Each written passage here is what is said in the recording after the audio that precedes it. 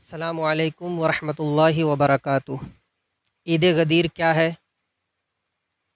ये कब शुरू हुई? इसकी शुरुआत किसने की? अहले सुन्नत व जमात का इससे कोई ताल्लुक़ है या नहीं?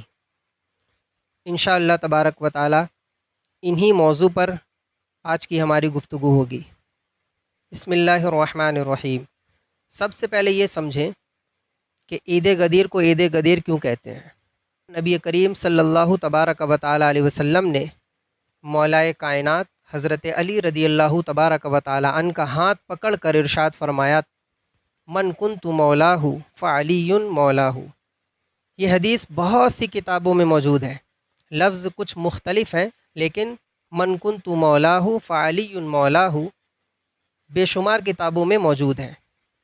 इसी हदीस को हदीस गदीर कहा जाता है और ईद गदीर को ईद गदीर भी इसीलिए कहा जाता है क्योंकि ये ऐलान गदीर खुम जो एक जगह है उस जगह पर हुआ था।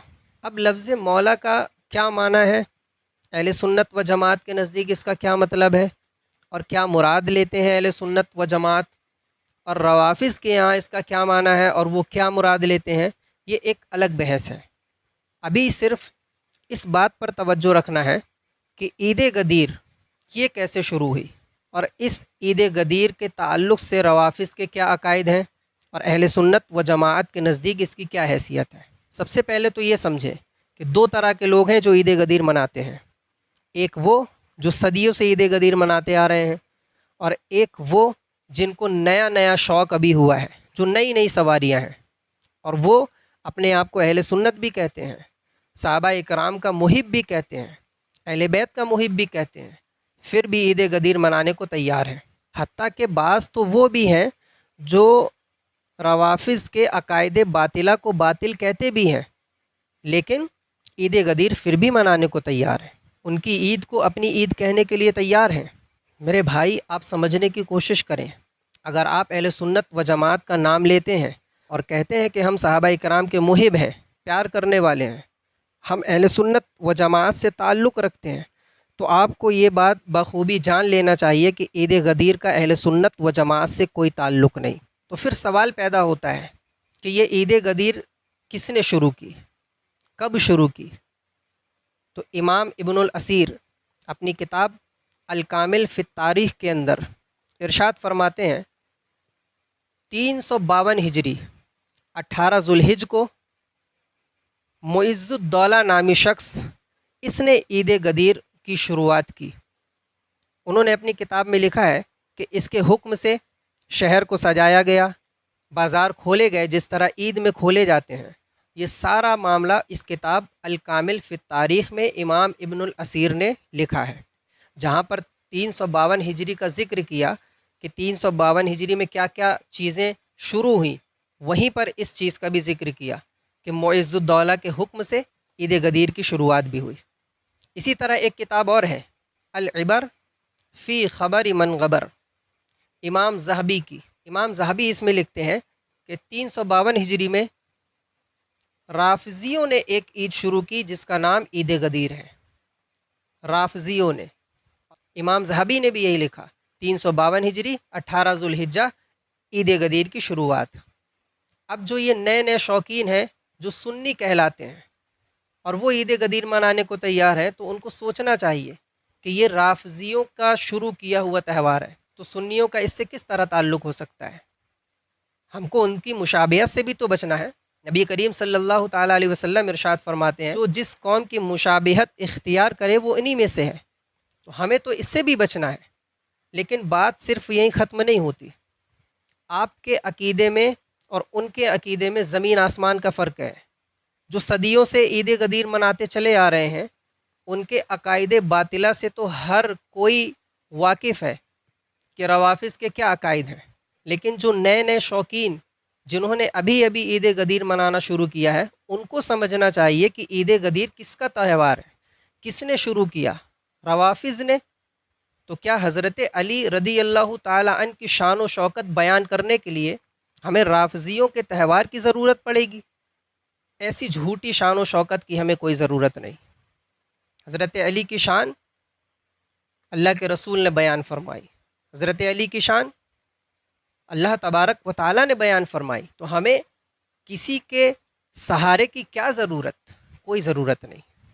بات تو یہی پوری ہو گئی ان کے لیے جو اپنے آپ کو سنی کہتے ہیں اور عید غدیر مناتے ہیں، کیونکہ دوسری قوم سے مشابہت اختیار کرنا بھی منع ہے، حضور نے فرمایا، حدیث پاک ہے۔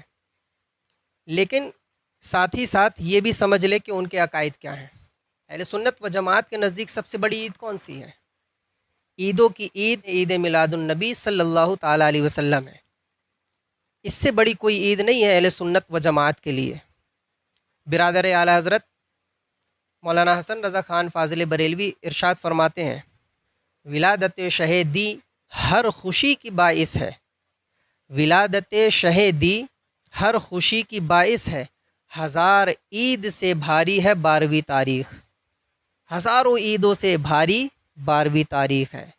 یعنی کہ نبی کریم صلی اللہ تبارک و تعالیٰ علیہ وسلم کی ولادت، اس کی خوشی اور اس کی جو عید ہے وہ ساری عیدوں سے بڑی عید ہے، کیونکہ نبی کریم صلی اللہ تعالیٰ علیہ وسلم تشریف نہ لاتے تو نہ ہمیں عید الفطر ملتی اور نہ عید اضحیٰ ملتی، نہ مولائے کائنات ملتے، نہ ابو بکر صدیق ملتے، نہ عثمان غنی ملتے، نہ عمر فاروق اعظم ملتے رضی اللہ تعالیٰ عنہم اجمعین۔ اس میں کوئی شک نہیں ہے کہ نبی کریم صلی اللہ تبارک و تعالیٰ علیہ وسلم نے حضرت مولا علی کو مولا قرار دیا، من کنت مولاہ فعلی مولاہ۔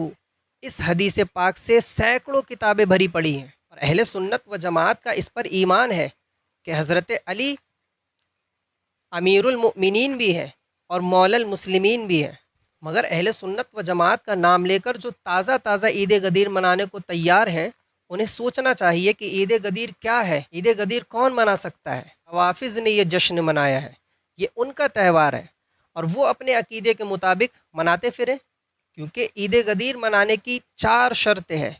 پہلی شرط یہ ہے کہ حضرت ابو بکر صدیق کے خلیفہ اول ہونے کا منکر ہو، دوسری شرط یہ ہے کہ عمر فاروق اعظم کے خلیفہ دوم ہونے کا منکر ہو، تیسری شرط یہ ہے کہ عثمان غنی کے خلیفہ سوم ہونے کا منکر ہو، اور چوتھی شرط یہ ہے کہ حضرت علی کے خلیفہ چہارم ہونے کا منکر ہو۔ تو پھر مناتا پھرے عید غدیر، جشن غدیر، کیونکہ عید غدیر جو مناتے ہیں ان سے پوچھو کس بات کی عید مناتے ہیں۔ ان کے نزدیک من کنت مولاہ فعلی مولا میں حضرت علی کے خلیفہ اول ہونے کا اعلان تھا۔ ان کے نزدیک ابو بکر پہلے خلیفہ نہیں ہیں، ان کے نزدیک حضرت علی پہلے خلیفہ ہیں، اور جو انہوں نے اپنے طور پر جعلی معنی بنا کے رکھا ہے اور لوگوں کو دھوکے میں ڈالتے ہیں کہ مولا کا معنی خلیفہ بنانا ہے۔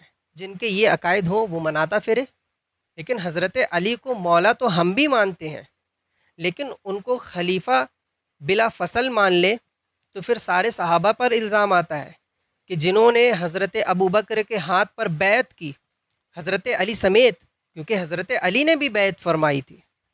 جب حضرت علی نے بھی بیعت فرما لی، سارے صحابہ نے بھی بیعت فرما لی، اور خلیفہ کے پہلے حقدار تھے کوئی اور، تو پھر حضرت ابو بکر نے خلافت کیوں چھینی؟ پھر تو سارے صحابہ پر الزام آتا ہے کہ سب نے ان کے ہاتھ پہ ہاتھ دے دیا۔ پھر قرآن پاک کے قرآن ہونے پر بھی اعتراض آتا ہے کہ جس نے اکٹھا کیا معاذ اللہ وہ غاصب تھا، تو پھر اس کا اکٹھا کیا ہوا قرآن کیسے معتبر ہو سکتا ہے؟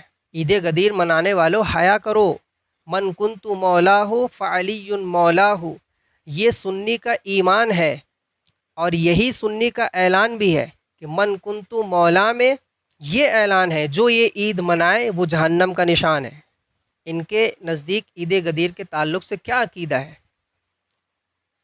موسوعۃ الغدیر ان کے مسلک کے ایک امام ہے، اس کی کتاب ہے۔ اس نے اپنی کتاب میں ایک مقام پر لکھا عید غدیر کے تعلق سے کہ یہ عید اکبر ہے، سب سے بڑی عید۔ ایک مقام پر لکھا عید الفطر سے بھی بڑی عید ہے، عید اضحیٰ سے بھی بڑی عید ہے۔ اہل سنت و جماعت کے نزدیک تو عیدوں کی عید عید میلاد النبی صلی اللہ تعالیٰ علیہ وسلم ہے، کہ اگر حضور تشریف نہ لاتے تو دنیا میں کچھ بھی وجود میں نہ آتا۔ خود اللہ تبارک و تعالیٰ نے ارشاد فرمایا، اے محبوب اگر آپ کو پیدا فرمانا مقصود نہ ہوتا تو میں اپنے رب ہونے کا بھی اظہار نہ فرماتا۔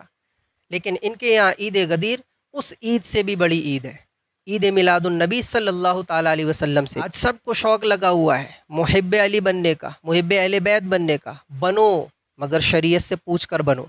کیوں؟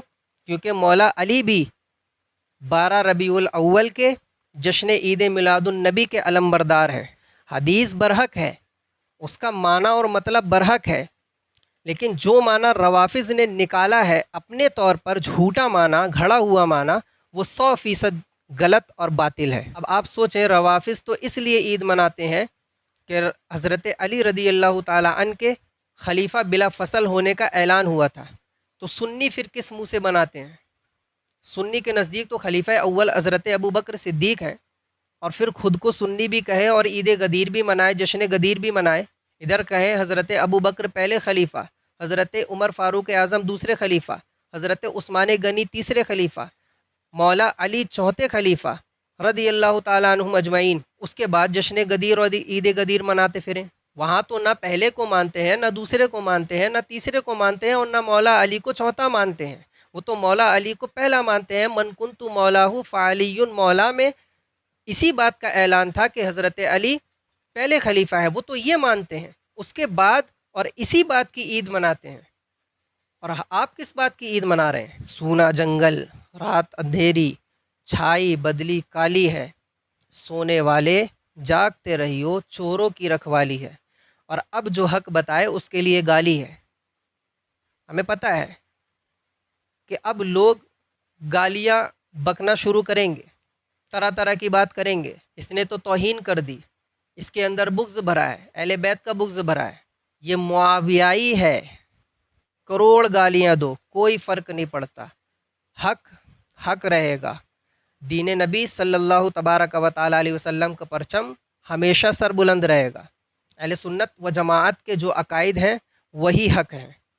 ہم امید کرتے ہیں ہماری اتنی گفتگو سے ان سنی حضرات کو جو ابھی عید غدیر منانے کے در پہ ہیں، بات سمجھ میں آ گئی ہوگی کہ یہ عید غدیر اہل سنت و جماعت کا تہوار نہیں ہے، اور اس کے پیچھے کتنے نقصانات ہیں یہ بھی سمجھ میں آ گیا ہوگا، کیونکہ اس کے پیچھے جو عقائد ہیں وہ سراسر سارے صحابہ پر الزام لاتے ہیں، قرآن پاک پر اعتراض لاتے ہیں، تو یہ سارے نقصانات ہیں عید غدیر کے۔